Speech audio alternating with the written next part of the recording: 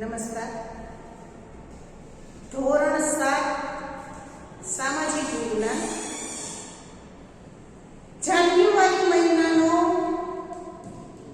બીજો પાઠ એટલે કે પાઠ 13 સંસાધનોનું જતન અને સંરક્ષણ. બધા પાસે પાઠ્યપુસ્તક હશે. પાઠ્યપુસ્તકમાં આપણે ઘણા બાળકોને એક પાઠના 2 પાઠ દર્શાવેલા છે, એટલે પાઠનો ક્રમ જળવાયેલો નથી. બરાબર?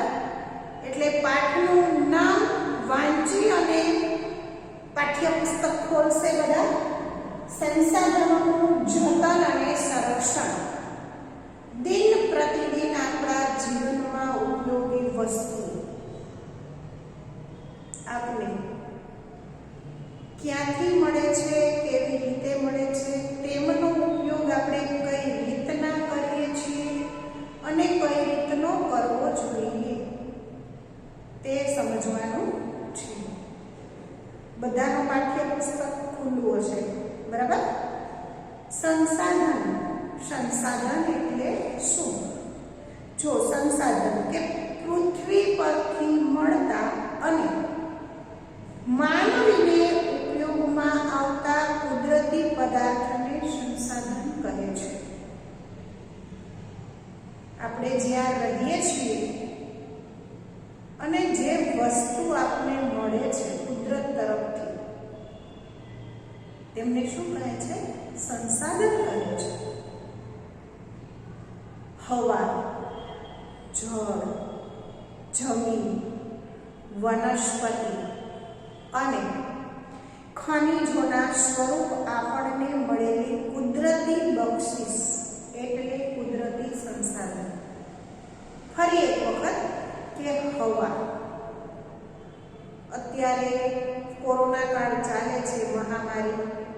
આપણે બધાને ખબર છે કે આપણે હવાથી પણ બચીને રહેવા માટે માસ્ક પહેરીએ છીએ. એ જ રીતના જળ, દૂષિત જળ કેટલું આપને નુકસાન કરે છે. આ બધા આપણા સંસાધનો છે. તો આ સંસાધનની જાળવણી કરવી એ કોની ફરજ છે? આપણી બધાની ફરજ છે. બરાબર ને? જમીન, વનસ્પતિ, જમીનના પણ પ્રકારો ભણો છો તમે સાયન્સમાં, કેવા પ્રકારની હોય અને માનવીએ, મનુષ્ય પોતાના ઉપયોગ માટે જમીનને કેવી કરી નાખી છે.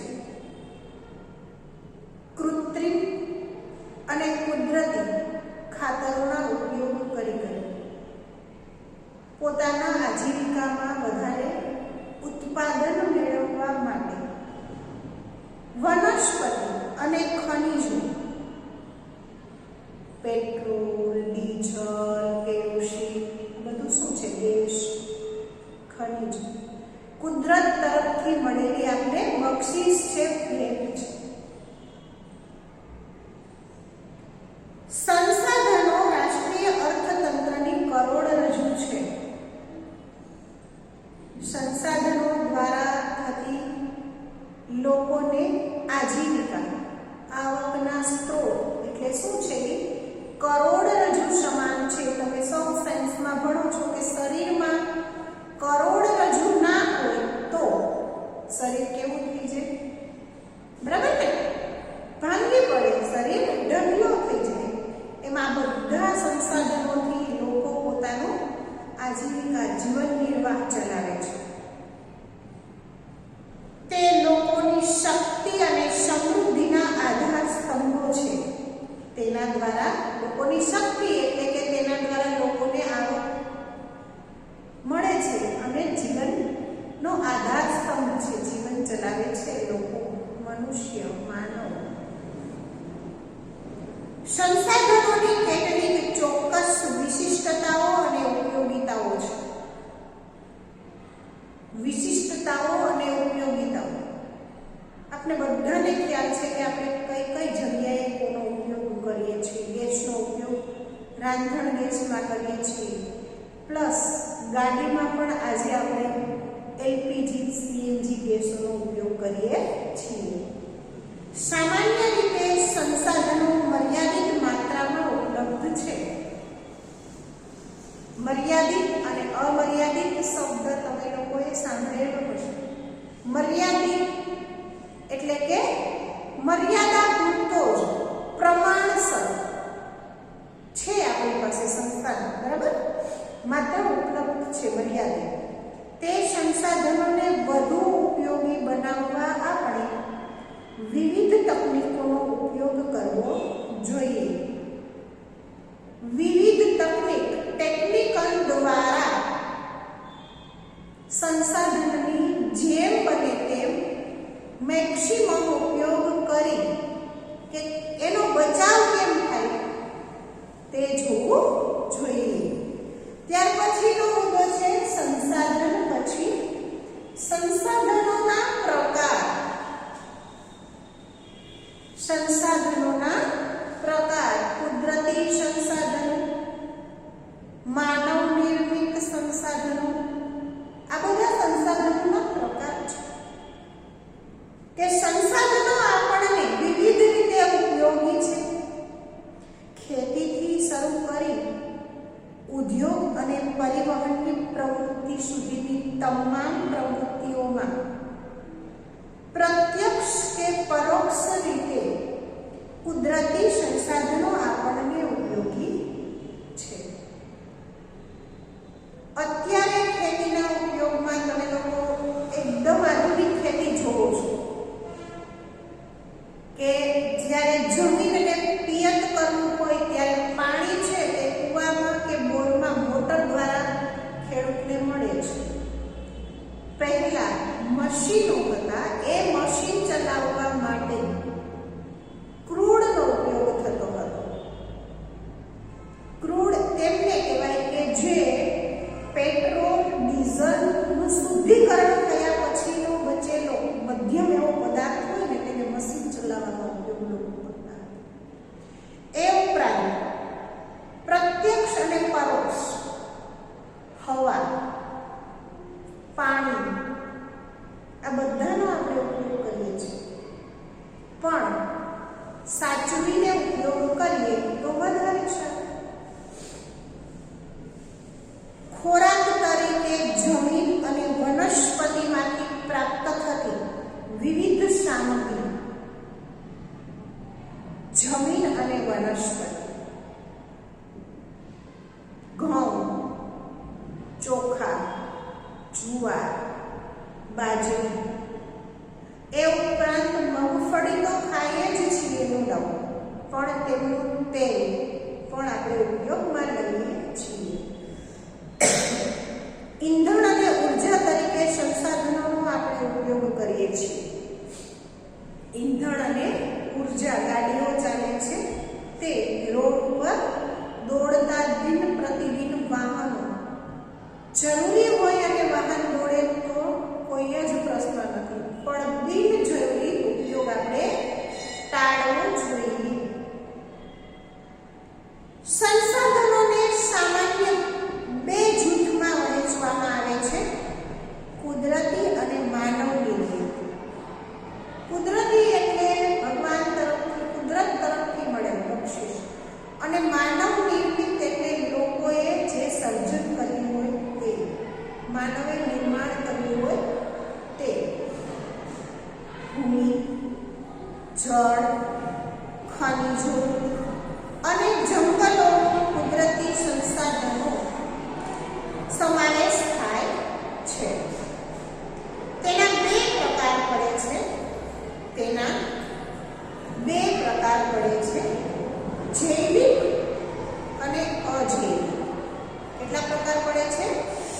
બે પ્રકાર: જૈવિક અને અજૈવિક.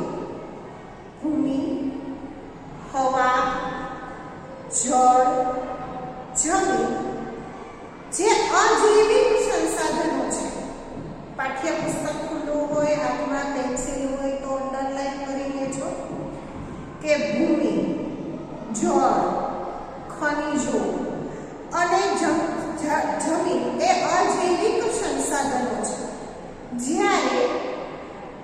જંગલો અને પ્રાણીઓ એ જૈવિક સંસાધનો છે. એટલે તમે લોકો સમજી ગયા હશો કે જૈવિકમાં કોનો કોનો સમાવેશ થાય છે? તો કે જંગલો અને પ્રાણીઓ.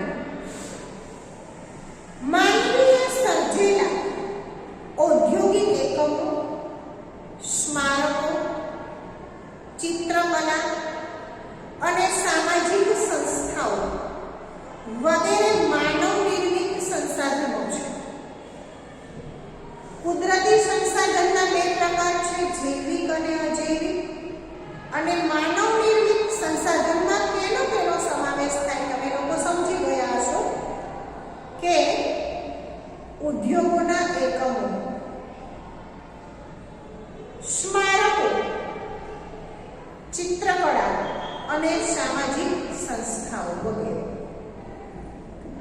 માનવ નિર્મિત સંસ્થાઓ છે મનુષ્યમાં રહેલ જ્ઞાન, બુદ્ધિ, કૌશલ્ય, સ્વાસ્થ્ય અને અન્ય ગુણોનો સમાવેશ માનવ સંસાધનમાં થાય છે. મનુષ્ય કેવું પ્રાણી છે? બુદ્ધિવાળું પ્રાણી છે. એટલે જ્ઞાન, બુદ્ધિ, કૌશલ્ય, સ્વાસ્થ્ય અને અન્ય ગુણોનો સમાવેશ મનુષ્યમાં થાય છે. કુદરતી સંસાધનોનો વિકાસ માટે માનવ સંસાધન હોવું જરૂરી છે. કુદરતી સંસાધનોના વિકાસ માટે માનવ સંસાધન હોવું ખૂબ જ જરૂરી છે. કેટલાક એવા સંસાધનો છે કે જે ચોક્કસ સમયમાં સ્વયં નિર્માણ પામે છે. એવા પણ સંસાધનો છે કે અમુક સમય મર્યાદા સુધી તે પોતે સ્વયં નિર્માણ પામે છે. જોઈએ આપણે કે તેમાં કોનો સમાવેશ થાય છે? ઝાડ, પાન, પશુ, પંખી વગેરેનો પોતાની જાતે પેદા થવાની ક્ષમતા હોય છે. વૃક્ષ પોતાની મેળાએ જ વધે છે, બરાબર ને? વૃક્ષનું બીજ અંકુરિત થાય અને ત્યાર પછી વૃક્ષ તે પોતાની જાતે વૃદ્ધિ પામે છે. આમ વન અને વન્યજીવ ચોક્કસ સમયમાં નિર્માણ પામતા રહે છે. વન્યજીવો પણ પોતાની જાતે વિકાસ થાય છે. ત્યાર પછી સંસાધનના પ્રકાર: કુદરતી સંસાધન, માનવ નિર્મિત સંસાધન. કુદરતી સંસાધનના બે પ્રકાર, જૈવિક અને અજૈવિક. ત્યાર પછી આપણે જોઈએ સંસાધનોના સંરક્ષણ, તેમની જાળવણી. કુદરતી સંસાધનો મર્યાદિત છે. કુદરતી સંસાધનો કેવા છે? તો કે મર્યાદિત છે. જ્યારે માનવીની જરૂરિયાતો અમર્યાદિત છે. લોકોને તો જેટલું હોય તેટલું ચાલે. કોઈ મર્યાદા કે કોઈ સીમા જ નથી. અમર્યાદિત છે. છેલ્લા કેટલાક વર્ષોથી તકનીકી ક્ષેત્રે થયેલા અસાધારણ વિકાસ અને વસ્તી વિસ્ફોટથી સંસાધનોનો ઉપયોગ ખૂબ વધી ગયો છે. સંસાધનોનો ખૂબ જ ઉપયોગ થાય છે, પ્રમાણથી વધારે. આપણે સૌએ છઠ્ઠા ધોરણમાં બીજો પાઠ ભણેલો હતો કે આદિમાનવથી સ્થાયી જીવનની સફર. જુઓ, ત્યારે લોકો આદિમાનવથી લઈને અત્યાર સુધીનો આપણે અભ્યાસ કરેલો હતો કે અગ્નિની શોધ પછી મનુષ્ય દિન પ્રતિદિન પૈડાની શોધ થઈ. ત્યાર પછી તેમણે ગાડું બનાવ્યું, અગ્નિનો ઉપયોગ કરતો થયો. પહેલાના લોકો એક ગામથી બીજે ગામ પગપાળા જતા. ત્યાર પછી સમય જતા તે ગાડાનો ઉપયોગ કરતા થયા. ત્યાર પછી સાયકલો આવી.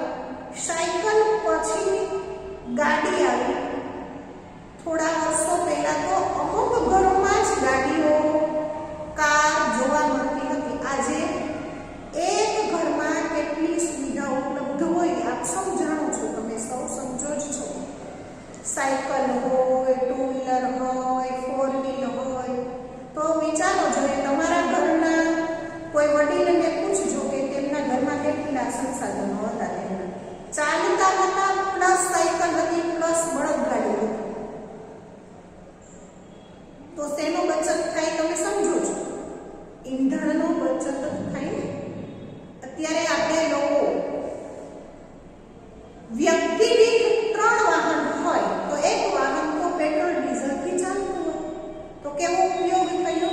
અમર્યાદિત. અને સંસાધન તો મર્યાદિત છે એટલે આપણે વિચારવાનું છે, સમજવાનું છે. આ પરિસ્થિતિ વિશે ગંભીરતાથી નહીં વિચારીએ તો આપણે તેના માઠા પરિણામ ભોગવવા પડશે.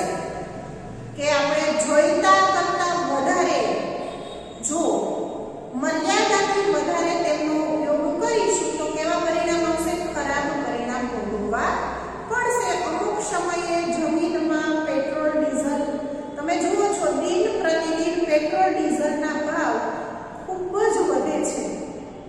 બરાબર?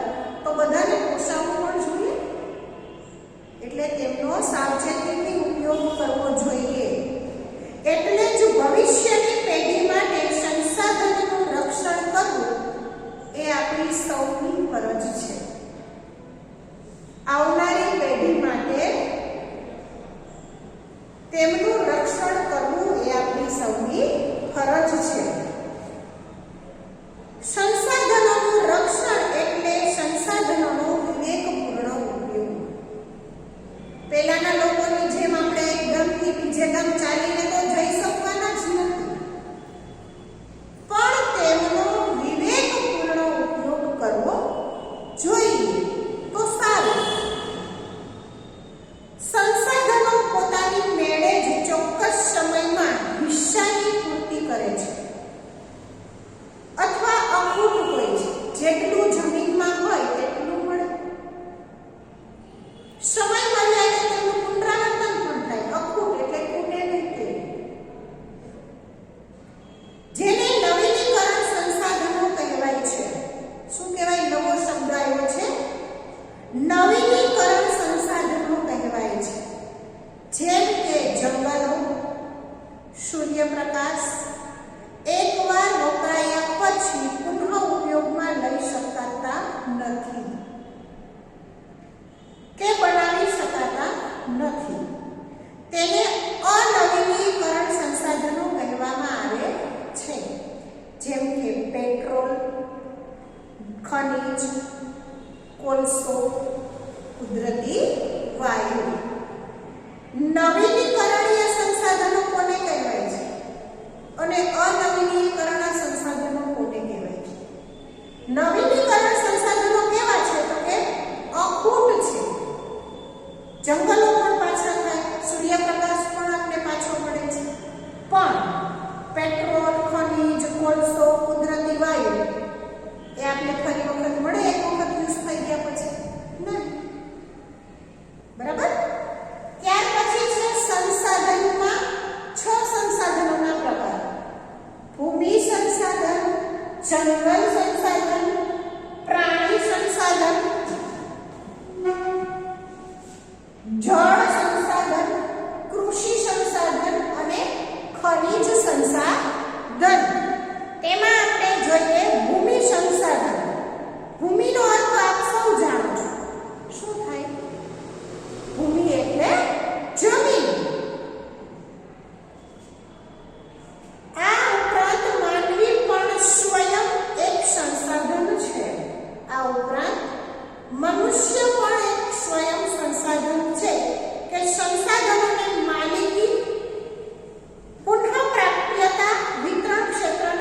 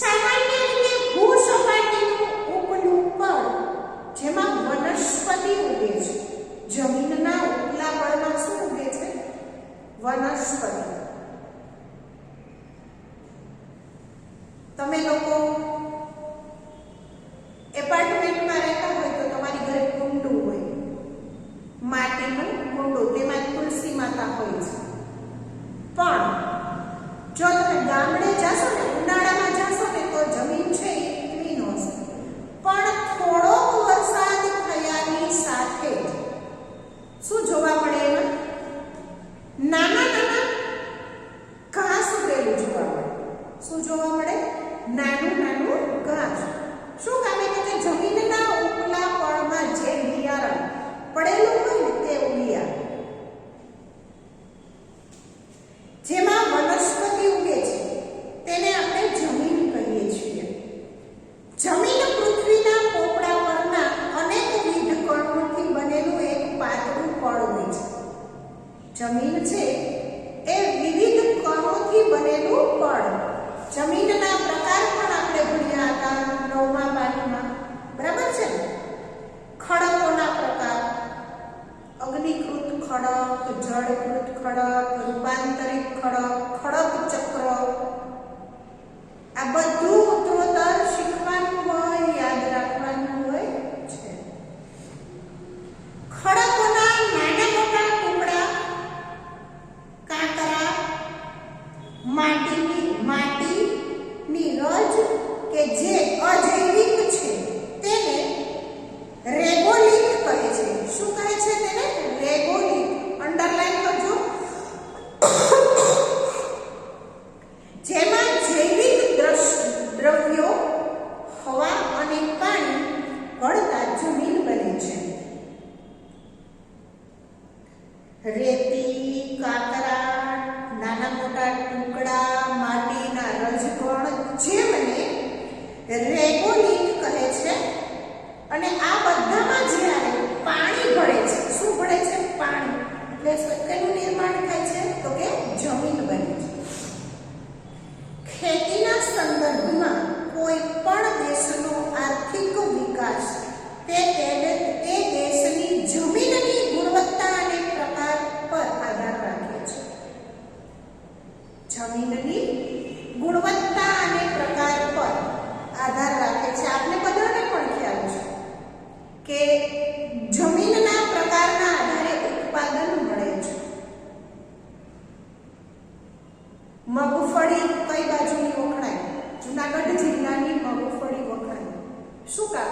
તો કે એ બાજુની જમીન કાળી હોય, કાળી અને રેતાળ. કાળી અને રેતાળ જમીનમાં મગફળીનું ઉત્પાદન સારું થતું હોય છે. ત્યાર પછી જોઈએ આપણે જમીનના પ્રકાર. જમીનના પ્રકાર. ભારતીય કૃષિ સંસાધન પરિષદ દ્વારા ભારતની જમીનને કુલ 8 પ્રકારમાં વહેંચવામાં આવી છે. કેટલા પ્રકારમાં વહેંચવામાં આવી છે? 8 પ્રકારમાં. કાપની જમીન, રાતી અથવા લાલ જમીન, કાળી જમીન, લેટેરાઇટ જમીન,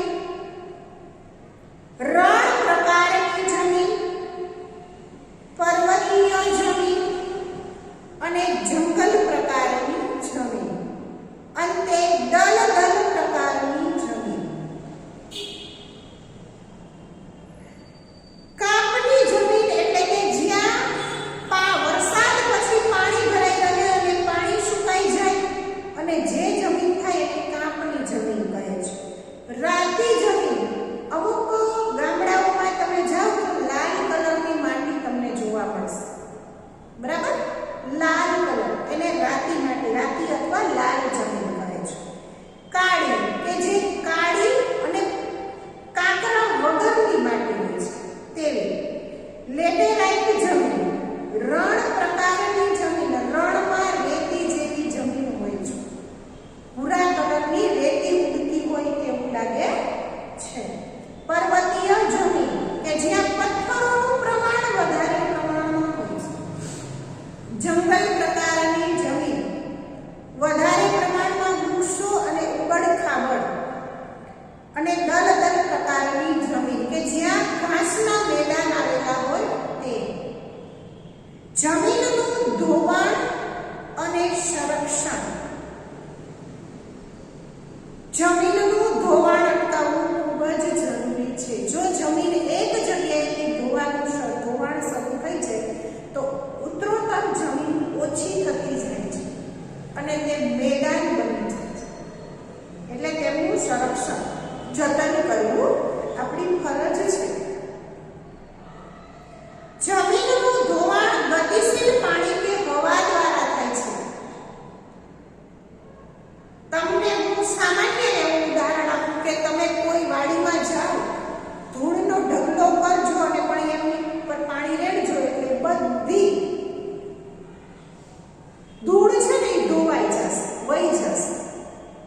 ગતિશીલ પાણી અને હવાથી જમીનનું ધોવાણ થાય છે. જમીનના ઉપલા કણોનું ઝડપથી કુદરતી બળો દ્વારા અન્યત્ર સ્થળાંતર થઈ જવું એટલે જમીનનું ધોવાણ. આવું થવાથી જ જમીન ખેતી ઉપજમાં ઘટાડો થાય અને તેને અટકાવવું જોઈએ. વરસાદ આવે